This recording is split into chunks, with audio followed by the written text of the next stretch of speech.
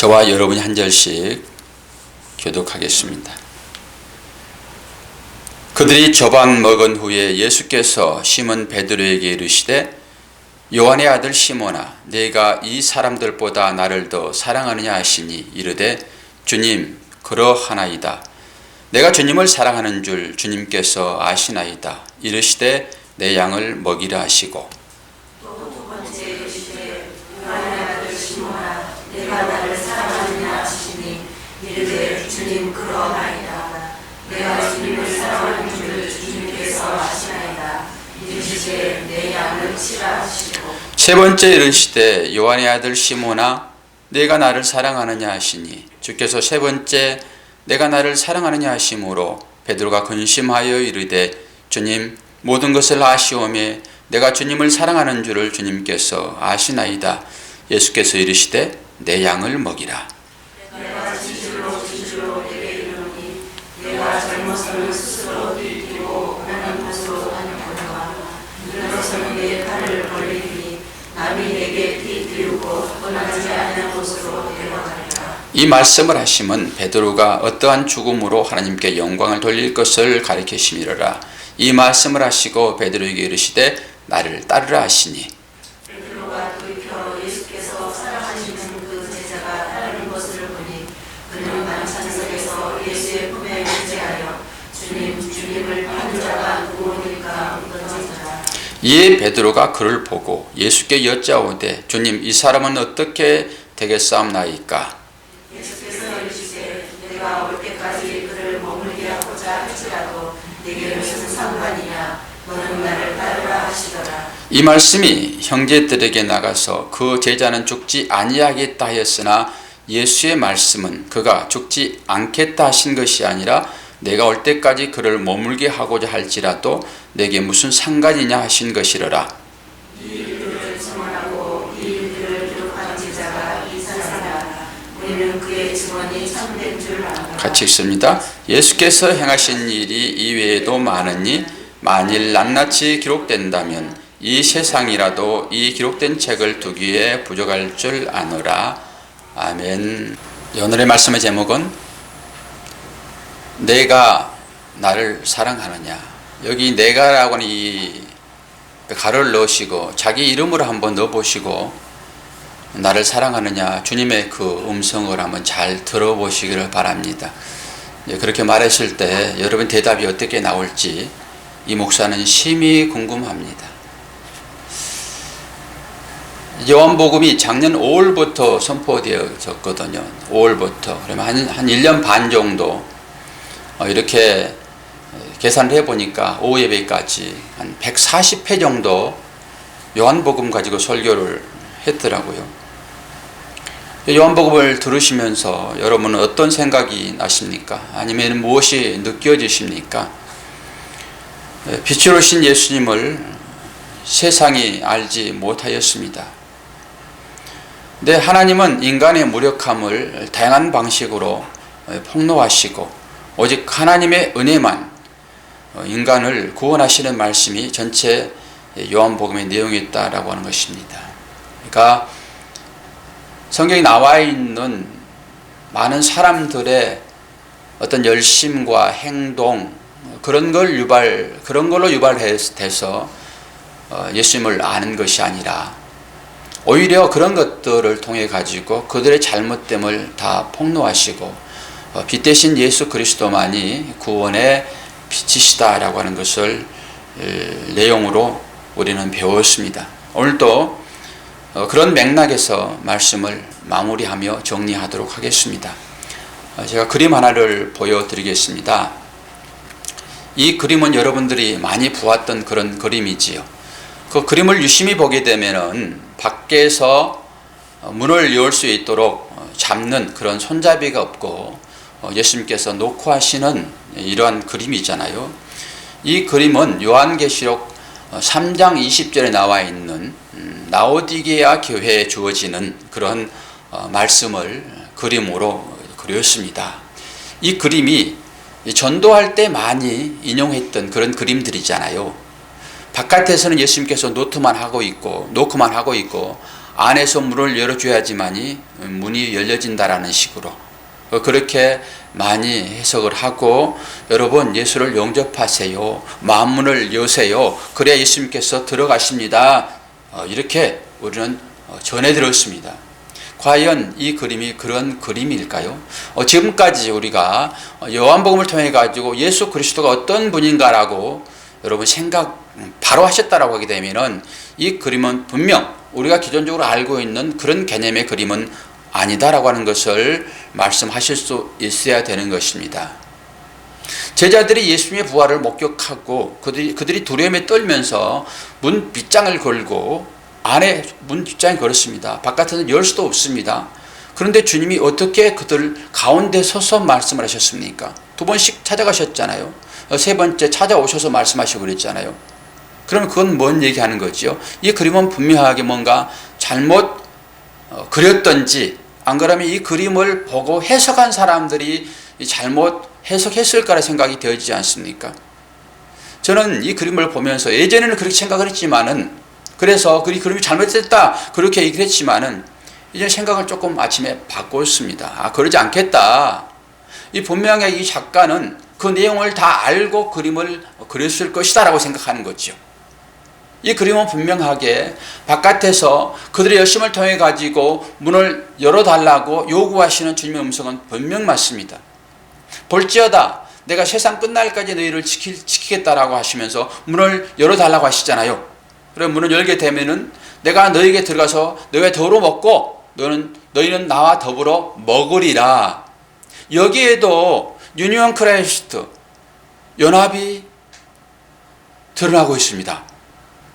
성경은 계속 그 얘기만 하고 있거든요. 너와 나와 함께 하자, 이런 거거든요. 뭘 얘기하고 있습니까? 너희들이 마음의 문을 열게 되면은 내가 들어가서 너희 안에 살겠다, 이런 거잖아요. 근데 하나님이 우리가 문을 열어줘야지만 들어오신 분, 그런 분이십니까? 그러지 않잖아요. 문을 열어주지 않더라도 주님 우리 안에 들어와 계시고 지금 우리 안에서 역사하고 계시다라고 하는 것입니다. 그런 각도로 이 그림을 보십시오. 그럼 다시 보여줄 것입니다. 뭘 얘기하고 있습니까? 라오디게아 교회는 그들에게는 열심이 없었습니다. 그래서 차갑든지 뜨겁든지 하라고 얘기를 하시고요. 그들은 자기들이 부유하다고 얘기하고 있습니다. 그러나 주님은 너희들은 가난해. 오히려 너희들은 안약을 사서 눈에 발라서 밝게 보아라, 이렇게 얘기를 하고 있는 거거든요. 그러면서 열심을 내라, 이렇게 하고 있습니다. 열심은 무엇입니까? 심장이 뜨거운 거 아니겠습니까? 심장이 뜨거움. 지금 주님이 말씀하시는 것은 야, 임박했다, 이런 것을 얘기하고 있습니다. 하나님의 나라가 지금 왔어, 아니면 정말이 지금 바로 너희들의 코앞에 와 있어, 이런 것을 얘기하고 있습니다. 이제 너희들이 열심을 내야 돼. 너희들이 잘못 알고 있는 어떤 그 신앙의 행위들을 이제는 다 벗어버리고 안약을 사서 눈에 바르고 제대로 봐. 정말이야, 끝이야. 주님이 지금 문 밖에서 문을 두드리고 있는 것은 어떻게 보게 되면은 그들을 사랑하셔서 기다리시는 그런 느낌의 그림인 것이지, 문을 열어주지 않으니까 주님이 어쩔 수 없이 간절하게 애원하는 것으로 이 그림을 보게 되면은 그 주권이 우리한테 있다라고 하는 것입니다. 우리에게는 주권이 없습니다. 오직 주권은 하나님에게만 있다라고 요한복음이 계속 지금 1장부터 얘기를 하고 있는 거거든요. 요한복음 1장에서 주님이 어떻게 찾아오셨죠? 빛으로 오시지 않았습니까? 빛으로. 그런데 빛을 알아보는 사람이 얼마나 있었어요? 거의 빛을 알아보지 못했습니다. 세례 요한도 긴가민가 했습니다. 그래서 감옥에서 당신이 과연 주님이 맞습니까? 물어볼 정도였으니까 긴가민가 했겠지요. 빛으로 오신 주님이 어떤 인간의 상태에서 빛으로 오셨습니까? 이것은 창세기 1장 3절의 빛이십니다. 빛이 있으라 했을 때 그 빛이 바로 예수 그리스도라고 하는 것입니다. 오늘 촛불 대강절 두 번째 주일을 맞이하여 촛불 2개를 밝혔습니다. 예전 같았으면은 어떤 한 분이 촛불을 밝히는 걸로 시작을 했는데 올해는 그렇지 않고 제가 마음대로 불을 밝혀버렸습니다. 그냥 하나 밝혀놓고 예배드리면서 촛불을 밝혀야지 생각하다가 자꾸 잊어버리는 거예요. 그래서 그냥 2개 밝혀놓고 시작하지, 여러분이 스스로 다 밝겠다고 그런 마음을 가지고 예배를 들으시기를 바랍니다. 이 불이 무슨 의미를 하고 있지요? 바로 세상을 환히 밝히시는 예수 그리스도를 상징하고 있는 것입니다. 창세기 1장 3절에 빛이 있으라 하심에 빛이 있었더니 어떤 상황 가운데서 빛이 오게 됐습니까? 혼돈과 공허, 흑암 가운데 있었던 세상입니다. 그 가운데 빛이 오심으로 인해 가지고 모든 것들이 질서가 잡혀지는 그것이거든요. 지금 그 빛이 지금 이 땅에 오신 것이 바로 예수 그리스도이십니다.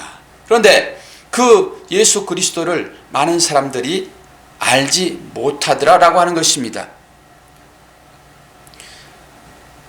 요한복음은 예수님이 빛으로 오셨고 그 빛의 반대편에 어둠이 나타나는데 그 어둠은 무엇일까요? 유대주의였습니다. 유대주의. 여러분 이거 한 가지만은 명심하십시오. 우리가 하나님을 믿고 예수를 따르는 제자로 이 땅에 살고 있잖아요. 그러면 예수님의 길을 우리가 따라 걸어가야 되는데 어떻게 하면 걸어가는 것이 맞는가? 여러분 잘 생각해야 됩니다. 그럼 하나의 샘플이 있어야 되잖아요. 예수님께서 누구를 사랑했고 누구를 배척했지요?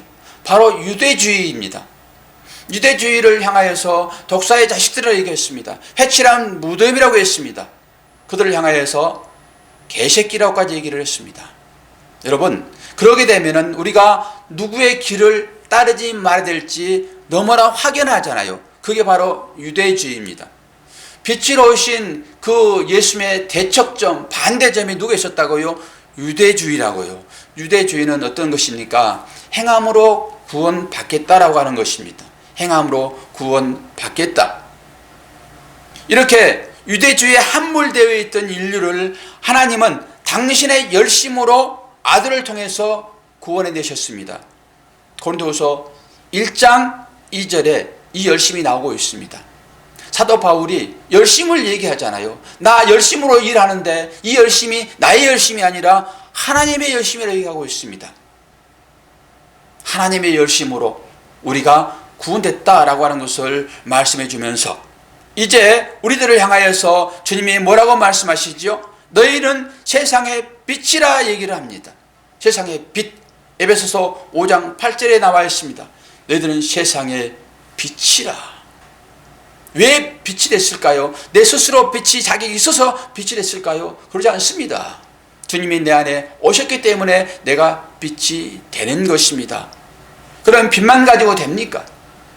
빛은 어떤 빛이십니까? 빛은 어둠을 밝혀내는 것으로 소명을 다하고 사그라드는 빛입니다. 세상에서 생각하는 그 광명과는 전혀 상관없는 빛이 되는 것입니다. 그 빛은 어둠을 밝혀내고 자기는 숨어버리는 것으로서의 빛입니다. 그러면은 그 빛이 땅 가운데 열매를 나타내는데 그 열매는 어떤 것일까요? 착함과 의로움과 진실함입니다. 이게 빛의 열매입니다. 착함, 의로움, 진실하심이요. 이 말도 제가 해석을 다해서 여러분들한테 다 알려드렸습니다. 우리는 이 땅 가운데 착한 자로, 진실한 자로, 의로운 자로 살아가야 됩니다. 이게 바로 빛이 해야 할 일인 것입니다. 오늘 본문은 베드로라는 한 인물을 끝까지 어둠 속의 모습으로 폭로시켜버립니다. 그 어두움을 열심을 쫓아다니며 먹이고 섬기시는 예수님의 그 사랑으로 그에게 은혜를 부어주는 장면이 바로 오늘의 장면이다라고 하는 것이지요. 근데 베드로가 왜 어둠으로 들키게 되는 것입니까? 여러분, 베드로는 제자들의 대표인 것이고 제자들은 교회인 것이고 교회는 우리 있잖아요. 베드로가 열심히 자기 행함을 통해 가지고 믿음을 고백했으며 사랑을 나타냈지만은 주님은 그것이 내가 원하는 그런 열심이 아닌 것이고 그 사랑이 아닌 것이다라고 베드로 가운데 있는 것들을 다 거짓 것으로 폭로하고 있다라고 하는 것입니다. 베드로는 그러면 어떤 사람이었습니까? 베드로는 예수님의 제자로 예수님의 모든 삶을 잘 보았던 사람입니다. 제자의 대표이지요. 모든 교회의 대표로서 베드로는 등장하고 있다라고 하는 것입니다. 그런 그가 예수님을 3번씩이나 부인하고 다른 제자들을 선동하여 물고기 잡으러 가서 지금 물고기를 잡고 있는 그런 상황입니다. 베드로는 어떤 인물이었습니까? 예수님의 순한 예고를 하실 때 절대 그럴 수 없으며 죽기까지 당신과 함께 하겠다고 호언장담한 사람이었습니다. 지금 여기 모인 여러분들에게 물어봐도 베드로와 같은 그런 대답을 할 것이 분명합니다. 우리는 베드로와 다르다고 장담할 수 있겠습니까? 아니, 장담할 것입니다. 성경은 그것이 불신앙에서 나오는 행태라고 지적하고 있는 것입니다. 인간은 절대 그럴 수 없다. 계속 성경은 얘기하고 있는데 우리는 그런 방법으로 주님을 사랑하고 있다라고 신앙 고백을 하는 게 문제라고 하는 것이죠. 그런데도 이 시대의 많은 교회들은 인간의 열심을 부추기고 선동하는 면이 없지 않습니다. 그래서 열심히 있으면은 훌륭한 성도요, 열심히 없으면 불성실하고 미숙한 성도라고 말하기까지 합니다. 그래서 열심을 내어 하나님을 섬기자. 그래서 우리도 지금까지 얼마나 열심을 냈습니까? 얼마나 열심을 내면서 하나님을 섬기고자 했습니까? 그러면은 그러한 방법으로 하나님이 기뻐하시며 그 섬김을 하나님이 받으시냐라고 하는 것이죠. 성경은 오히려 인간의 열심을 배격해버리고 하나님의 열심에 의해서 인간의 구원을 말하고 있습니다. 우리들의 생각과 완전히 반대인 것이죠.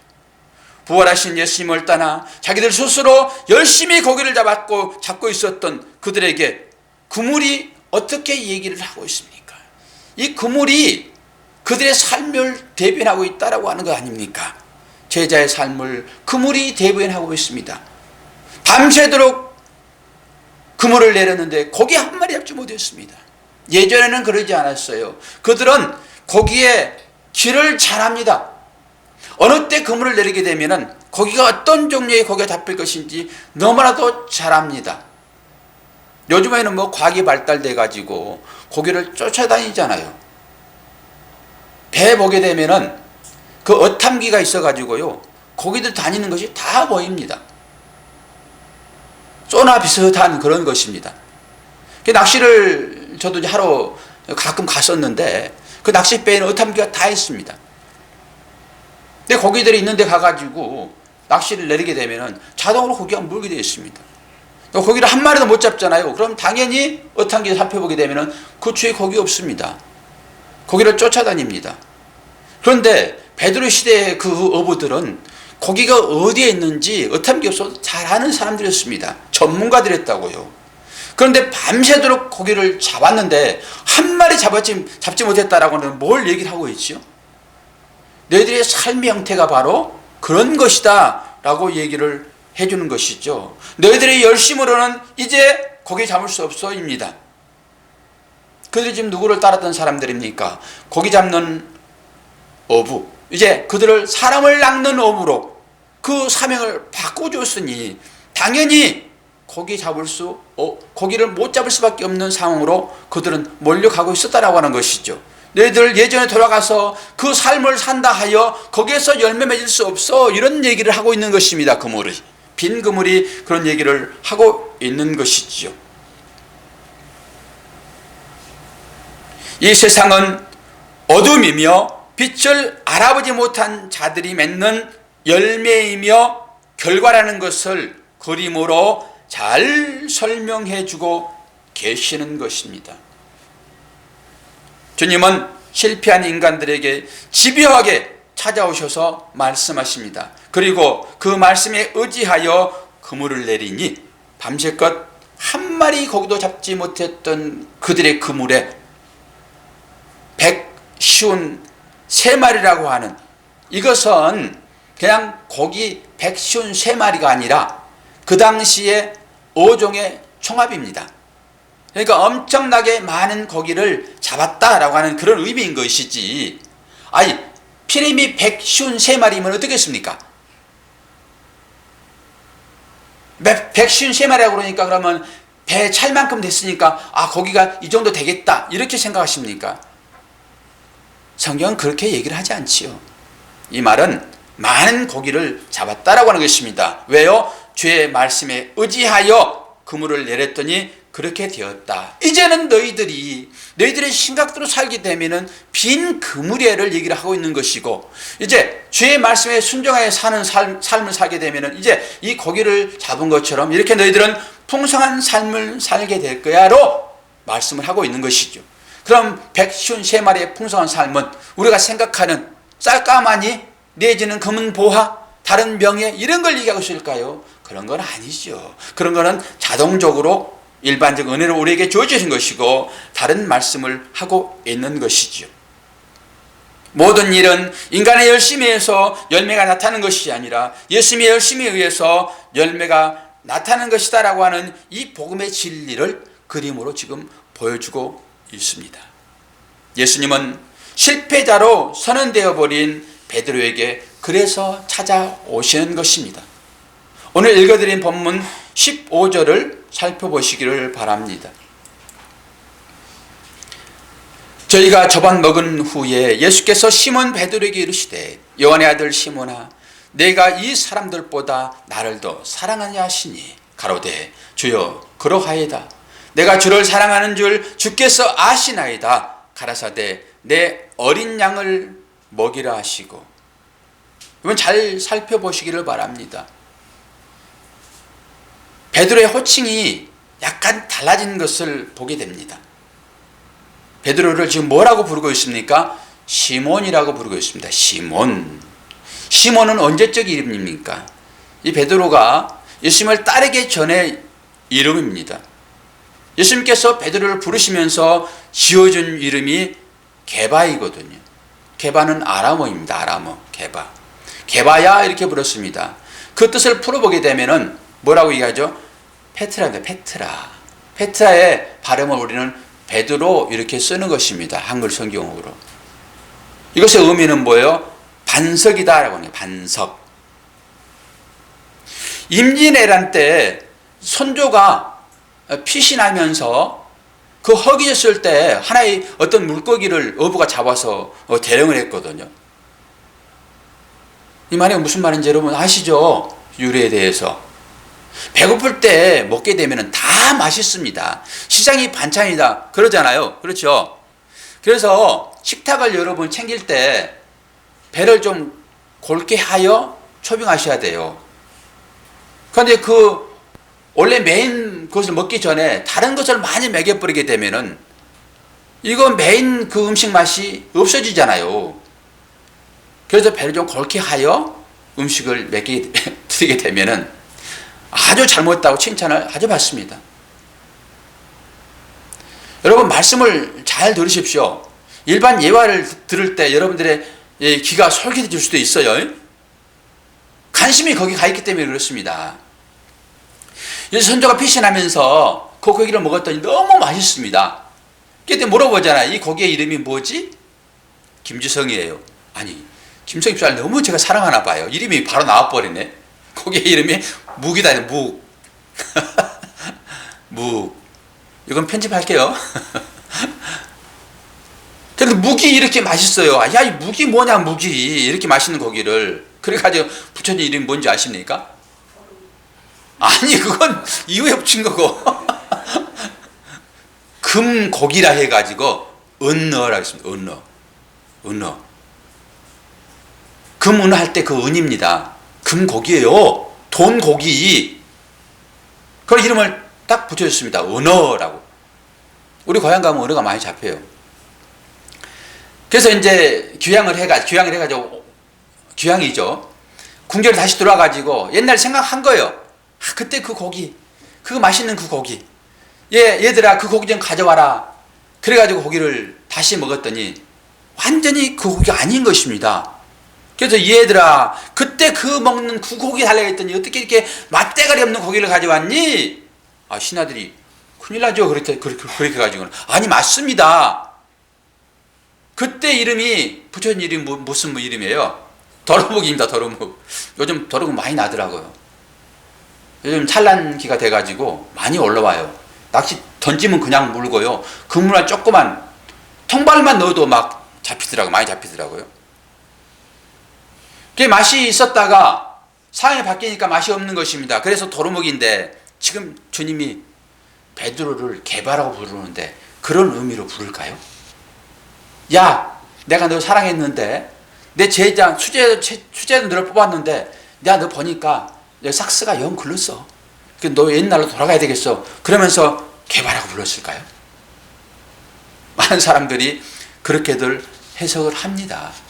나 그런 의미는 아니에요. 공부를 이제 좀 더 해야 됩니다. 좀 공부할 때는 머리가 좀 아프겠지요. 자, 어떤 때 지금 베드로에게 주님이 찾아오셨을까요? 어떤 때? 여러분 이제 잘 보셔야 됩니다. 마태복음 26장 31절에서 32절을 보게 되면 이렇게 묘사를 하고 있습니다. 때에 예수께서 제자들에게 이르시되 오늘 밤에 너희가 다 나를 버리리라. 기록된 바 내가 목자를 치리니 양의 떼가 흩어지리라 하였느니라. 그러나 내가 살아난 후에 너희보다 먼저 갈릴리로 가리라. 이거 인용 지금 몇 번 해드렸습니다. 새삼스러운 그런 말씀이 아니죠. 베드로가 지금 이러한 때입니다. 목자를 치니까 다 양들이 흩어져 가지고 지금 어디에 와 있습니까? 옛날 직업으로 돌아와 가지고 자기 먹고 살 거리에 전전긍긍하고 있는 상황입니다. 이 상황이 지금 흩어졌다라고 하는 거예요.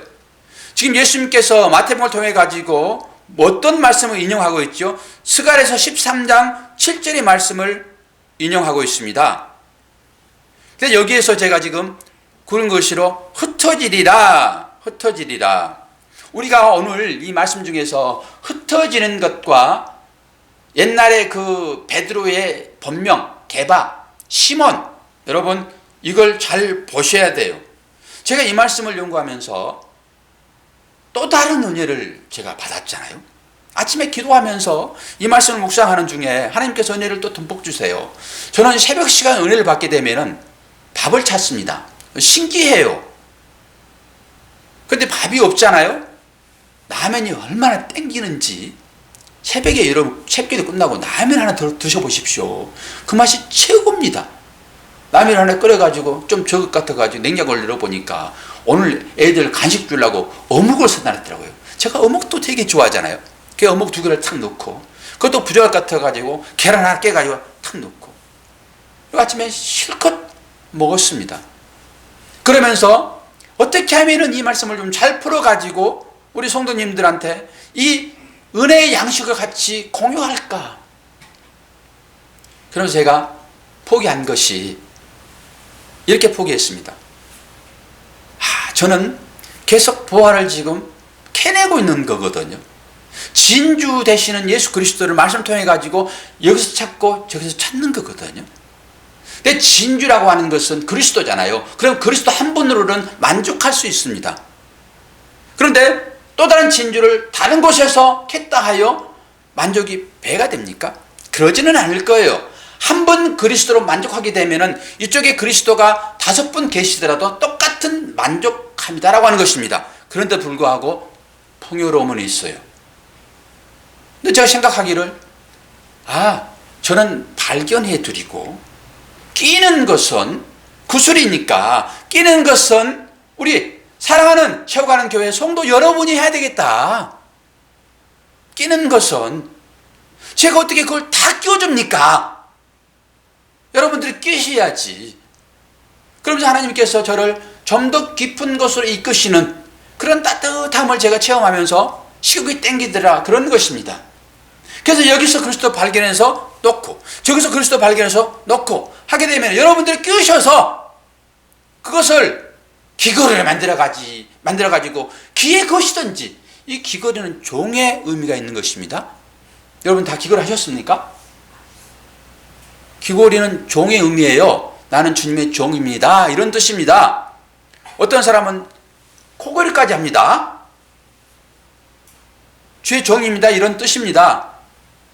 그래서 여러분들이 제가 찾아드리는 그 진주 그걸 꿰가지고 귀걸이를 하시든지 코걸이를 하시든지 안 그러면 진리 허리띠로 매서 허리를 묶든지 그건 여러분이 책임이다 라고 하는 것을 아침 새삼스럽게 느꼈습니다. 제가 다 끼어가지고 여러분 목에 걸어드린다 하여 여러분들이 그 가치를 알고 걸렸습니까? 여러분 스스로 가치를 찾으셔서 진리 허리띠 하시든지 안 그러면은 기거를 하시든지 여러분이 해야 할 일이다 라고 하는 것을 생각해 보면서 저는 열심히 찾아서 여러분들에게 제공해 드릴 것입니다. 저도 오늘 말씀 이 흩어지리라고 하는 이 말씀 단어를 찾아가면서 여기에 쓰여있는 성경 구절을 여러 구절을 찾으면서 정말로 말씀은 깊구나. 우리는 지금 부정적인 시각으로 오늘 이 말씀을 볼 것입니다. 그런데 결코 이 말씀은 꼭 부정적인 시각으로만 볼 필요가 없겠다. 물론 그 이 일 이후에 베드로가 진짜 베드로가 된 것을 보게 되면은 물론 부정이지만은 또 다른 측면의 긍정이 이 가운데 숨겨 있구나. 여기서 흩어지리라 하는 내용을 하나만 소개해 드릴게요. 둘째 아들이 집을 나갔잖아요. 그런데 그 둘째 아들이 재산을 전부 허비했습니다. 그게 바로 이 흩어짐이라고 하는 단어를 똑같이 쓰고 있습니다. 재산을 허비한 게 바로 그런 의미다라고 하는 것입니다. 그런데 둘째 아들이 그 재산을 허비함으로 인해 가지고 자기가 추구했던 것이 이 세상 것이고 그 세상 것은 돼지 먹이였구나라는 것을 알고 그가 아버지 집으로 찾아오잖아요. 그런 의미에서 흩어짐이라고 하는 것은 오히려 그에게 축복이었다라고 하는 것입니다. 그런데 그게요, 성경에 엄청나게 많이 나와 있습니다. 성경은 분명하게 부정적인 의미로 그걸 썼지만은 그 부정을 통해 가지고 하나님께서 뭘 말씀하실까를 생각하니까 그 부정이 아니더라라고 하는 것이죠. 하나님의 말씀은 절대 악한 것이 없습니다. 상황적으로 그것이 분명하게 잘못된 것이고 흩어지는 것이고 버려지는 것이고 하는 것이지만 그걸 통해 가지고 하나님은 더 좋은 것을 주시겠다라고 하는 의미로 이걸 쓰고 있다라고 하는 것입니다. 그래서 스가랴서 말씀이 바로 그렇게 흩어졌더라. 그러면은 이 흩어짐이 어디에 나타나고 있는가, 그리고 시몬은 또 어디에서 나타나고 있는 것을 여러분 보셔야 되지 않겠습니까? 그래야지 말씀이 짝이 되는 것이죠. 구약은 그림이고 신약은 그 그림의 해석입니다. 그림이다, 글. 그러니까 그림과 글을 같이 봐야지만이 정확하게 드러나는 거거든요. 그림만 봐가지고는 잘 모릅니다. 그리고 글만 봐가지고는, 설명만 봐가지고는 그 그림이 정확하게 잘 들어오지 않습니다. 그래서 구약은 그림이라고 하는 것이고요, 영상이라고 하는 거예요. 그러니까 영상. 옛날에 그 무성영화 이런 거 아시죠? 그거 보셨나요? 무성영화? 아직 연세가 안 돼 있어서 못 보셨군요. 무성영화 있었어요. 변사가 그냥 이 활동사진만 나오는데 변사가 여기서 말해주잖아요. 그게 무성영화입니다. 이 구약은 이 음성이 들어가지 않는 영상이라고 보시면 되고요, 신약은 자막으로 보시면 돼요. 자막. 그래야 우리가 애국영화를 볼 때 자막이 있어야지 그 배경이 뭔지를 알잖아요. 딱 그것입니다. 그러니까 우리가 신약을 지금 요한복음을 보고 있잖아요. 그러면 그 요한복음이 지금 어떻게 되어 있는 것인지, 이게 뭘 설명하는지를 찾으려고 그러게 되면은 영상을 봐야 되니까 당연히 구약으로 찾아 들어가는 것입니다. 이게 성경을 보는 성경 신학적인 관점입니다. 이게. 그러면 흩어지리라, 또한 시몬이 어디에 드러나는가를 여러분 보셔야 되잖아요. 시몬 하게 되면은 창세기에 나와 있는 그 야곱의 12 아들 중에서 찾아야 됩니다. 이 시몬이 장자, 루벤, 시므온, 레위, 유다, 이 네 명이 이제 그 라헬에 반대되는 사람이 누구였었어요? 네? 레아죠, 레아. 자기 이게 잊어버리면 자꾸 질문하면 대답이 나오는 거니까. 레아의 아들들입니다. 장자들입니다. 르시, 레유 이렇게 우리는 외웠거든요. 루벤, 시므온, 그 다음에 레위, 유다, 이게 레아의 첫 번째 나온 자녀들입니다. 거기에 시므온이 나옵니다. 시므온. 거기에 시몬이나 오늘 여기에 나오는 시몬이나 똑같습니다. 신약성경에도 시몬을 시므온이라고 표기도 합니다. 그러니까 그 시몬이나 지금 이 시몬이 같은 사람이에요. 신기하지요. 그러면 이 시몬을 지금 어떻게 성경은 얘기하고 있는지를 창세기를 가서 이제 봐야 되겠죠. 봅시다. 창세기 49장 5절 7절을 보게 되면은 시몬과 레위는 형제요 그들의 칼은 잔해하는 기계로다. 내 영혼아 그들의 모의에서 상관하지 말지어다. 내 영광아 그들의 집회에 참여하지 말지어다. 그들이 그 분노대로 사람을 죽이고 그 혈기대로 소의 발목 힘줄을 끊었음이로다. 그 노염이 혹독하니 저주를 받을 것이요 공기가 맹렬하니 저주를 받을 것이라. 내가 그들을 야곱 중에서 나누며 이스라엘 중에서 흩트리로다. 이제 여러분 거기가 끄떡끄떡 해줘야 되거든요 지금. 근데 감이 안 오면은 모의 예배 때 다시 한번 더 해가지고 여러분들이 이걸 찾으셔야 돼요. 이 요한복음 오늘 마지막입니다. 이 성찬 씻고 해가지고 제가 설교를 길게 지금 할 수 없으면 잘라내야 되는데 지금 이 마지막 때 여러분들이 베드로가 어떻게 해서 구원받았는지 시므온이 흩어졌던 그 시므온이 어떻게 해서 구원받았는지가 정리가 돼야 되는 거예요 지금. 이 베드로가 그 시몬이란 말입니다 지금. 자기 힘으로 자기를 지키고자 했던, 자기 힘으로 자기 동생을 지키고 했던, 그건 자기일 수 있으니까. 근데 시몬도 마찬가지예요 지금. 베드로도 그런 마음을 가지고 주님을 따라왔던 것입니다. 자기 힘으로 뭔가 주님을 섬겨서. 그러니까 주님이 나 죽어야 돼 라고 하니까 그럼 우리도 죽으러 가겠습니다 이렇게 얘기한 자기 열심 아닙니까? 주님이 그 열심으로 살아가는, 그런데 그물을 보니까 한 개도 건지지 못했어요. 이게 우리들의 삶이다라고 하는 것을 지금 보여주고 있는 것입니다. 너희들은 너희들의 힘으로 앞으로 살아가지 못해요. 내 말에 의지하여 순종하여 살아가야 돼. 그래야지만이 너희들이 원하는 것, 내가 원하는 것, 그거 얻을 거야. 이게 153마리인 것입니다. 근데 지금 그들에게 주님이 찾아오시잖아요. 흩어져서 떠나가 버렸던 그 베드로에게 주님이 지금 찾아오셔서 베드로에게 지금 질문하고 있어요. 그 질문의 현장이 숯불 피워놓고 빵 구워놓고 고기 구워놓고 주님이 말씀을 하셨잖아요. 지난주에 이거 다 배웠잖아요. 그러면서 질문한 내용이 뭡니까? 네가 나를 사랑하느냐예요. 네가 나를 사랑하느냐. 오늘 이제 말씀이 제목이잖아요. 네가 나를 사랑하느냐? 근데 베드로는 지금 자기 열심으로 계속 살아왔던 것을 자기가 주님을 사랑하는 걸로 알았단 말입니다. 그걸 믿음으로 알았어요. 우리가 그런 심정으로 신앙생활을 하고 있다는 걸 여러분 보셔야 됩니다. 그리고 그런 고백을 베드로가 했던, 그 주님이 물어봤을 때 했던 그 고백을 지금 우리가 하고 있다는 걸 여러분들이 자신을 볼 수 있어야 되는 거예요.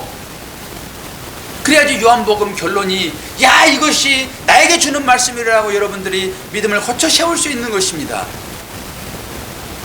그런데 내가 주님을 향하여 지금 나아가고 있는 이 삶이 신앙 고백으로 생각하고 있잖아요. 우리가 헌금하는 것, 봉사하고 있는 이 모든 것들이 우리의 신앙 고백이 있잖아요. 그런데 주님은 그 베드로의 신앙 고백, 그 열심을 아니더라고 지금 부정해 버리니까 그러면 뭐야? 이런 느낌이 여러분들 오셔야 되는 거예요. 그런 다음에 아 그렇구나라고 주님의 은혜에 들어가셔야 되는 것입니다. 베드로에게 말씀하셨잖아요.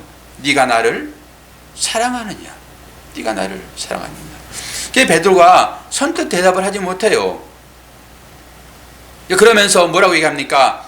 내가 사랑하는 것을 주께서 아십니다라고 얘기를 합니다. 그런데 그 말을 주님이 지금 몇 번째 물어봅니까? 3번씩이나 물어봅니다. 네가 나를 사랑하느냐? 3번 물어볼 때는 베드로도 뭔가 이상하다 이런 느낌을 가졌을 것입니다. 베드로 열심은 내가 주님을 사랑하는 거라니까요. 진짜 사랑했습니다. 거짓으로 사랑한 것이 아니라 진짜 사랑했어요. 그렇게 사랑하지 않고 어떻게 주님을 따를 수 있습니까? 그러니까 내가 사랑하는 것, 베드로가 사랑하는 그 사랑을 주님은 사랑이라고 얘기하지 않는다라고 하는 것이 문제가 있는 거예요. 그런 방법으로는 안 된다라고 하는 것이죠. 그래서 3번 물어보니까 베드로가 이제 이게 뭐지? 라고 생각을 하는 것입니다. 그래서 내가 사랑하는 것 주님이 아시잖아요. 말을 똑똑히 했을까요? 베드로가? 뭔가 느끼는 것입니다. 이 말 가운데는 어떤 말이 포함되어 있습니까? 나는 도저히 내 힘으로 내가 하는 것으로 이제는 안 되는군요. 내가 사랑하는 그 사랑의 고백은 진짜 주님이 나를 사랑하는 그런 사랑은 아니군요. 이제 하나님이 그 마음 아시고 나에게 다시 물어보는데 내가 어떻게 하나님 앞에 주님을 사랑하지 않는다 말할 수 있겠습니까? 라고 하는 것입니다. 주님이 나를 너무 잘 아시는데 내가 아무리 열심을 다해서 주님을 사랑한다 하지만 이것은 나의 욕심인 것을 내가 다 들켰는데 어떻게 똑같은 그런 마음을 가지고 주님을 사랑한다 말할 수 있겠습니까? 주님이 그런 나를 사랑하시는데 파산되고 흩어져 버리는 나를 찾아오셔서 이렇게 나를 사랑하시는데 그렇게 나에게 사랑의 고백을 하시는데 내가 어떻게 그 사랑에 반응하지 않겠습니까? 라고 하는 말이 그 마음가운데 있다고요. 이걸 여러분들이 아셔야 돼요. 베드로는 이제는 그걸 압니다. 나는 아무것도 주님 앞에 드릴 게 없는 내가 여태까지 인생을 살아오면서 주님 앞에 사랑한다 고백했던 그 사랑이 주님이 요구하신 그것이 아니었군요. 나의 멋이었군요. 종교 생활이었군요. 이제 알았습니다. 나에게 찾아오셔서 나를 사랑한다 하시는 그 주님의 말씀을 이제 알았습니다. 그랬더니 주님이 마지막 하신 말씀이 뭐라고 하십니까? 내 양을 치라. 내 양을 먹이라. 그러니까 주님의 사랑을 깨닫는 자에게는 이 말씀이 떨어집니다. 내 양을 먹이라예요. 내 양을 치라인 것입니다. 오해에는 좀 더 깊이 있게 얘기를 정리하고자 합니다. 그 말이 어떤 말인지. 그래서 제가 금요일날 잠깐 언급을 해드렸던 것입니다. 이 사랑의 관계는 어떻게 해서 오는 것인지 우리들끼리 생각하고 있는 그 사랑이 아니라고 하는 것을 여러분들이 정확히 아셔야지만이 하나님 앞에 주여 나는 죄입니다라고 말할 수 있어요. 그 사명 받은 자, 그 사랑을 안 자는 당연히 해야 할 것은 양을 먹이는 것입니다. 그래서 제가 이제 136이라는 숫자를 적어서 계시를 하게 되었습니다. 우리가 이렇게 하나님의 그 찾아오셔서 우리를 구원해 주시고 우리를 다 드러내 가지고 나로서는 안 된다라고 하는 이 사실 앞에 그럼에도 불구하고 나를 사랑하시는 그 주님의 사랑이 인식되어지게 되면은 이제는 우리가 해야 할 일은 주님의 말씀을 따르는 것입니다. 양을 치는 것입니다. 양을 먹이는 것입니다. 이게 136이에요. 136. 136이 어떤 것인지 여러분 많이 궁금하시죠? 설교를 들어보시면 됩니다. 제가 지난번에 다 말씀을 드렸습니다. 전도지 이것 하루에 한 번 읽는 것, 그리고 전도자를 위하여 3번 일주일에 기도하는 것, 그리고 마지막 6일째 다 정리하여 7일째 이걸 다른 사람들에게 흘려 보내주는 것입니다. 136이. 여러분들이 이걸 갖고 있으면 안 돼요. 혹시 지금 이거 갖고 계신 분 계세요? 가져가셨는데 갖고 계신 분 계세요? 저 한 분 계시네. 다 돌려보냈습니까? 흘려보냈습니까? 개한테만 주지 말라고 그랬습니다. 개한테만. 한 개는 가지고 계셔야 되는 것이고 보내줄 자에게 여러분 가지고 있으면 절대 안 돼요. 그래서 하루에 여러분 꼭 새벽에 일어나셔서 한번 보십시오. 제가 말씀을 지금 외우고 있습니다. 여러분 보다 보면 말씀이 다 외워질 것입니다.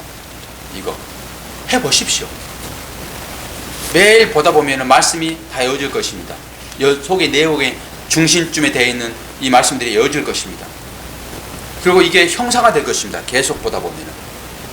그리고 전도자를 위하여 하루에 일주일에 3번 기도하십시오.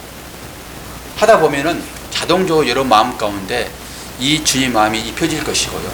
입혀지게 되면은 이거 안전할 수 없게 되어 있습니다. 그때까지 여러분 훈련하시라고 제가 이걸 136이라는 이 계시를 받아가지고 쉽지 않습니다. 매일 하는 거 여러분 지금까지 안 해왔다고 그러면 쉽지 않습니다.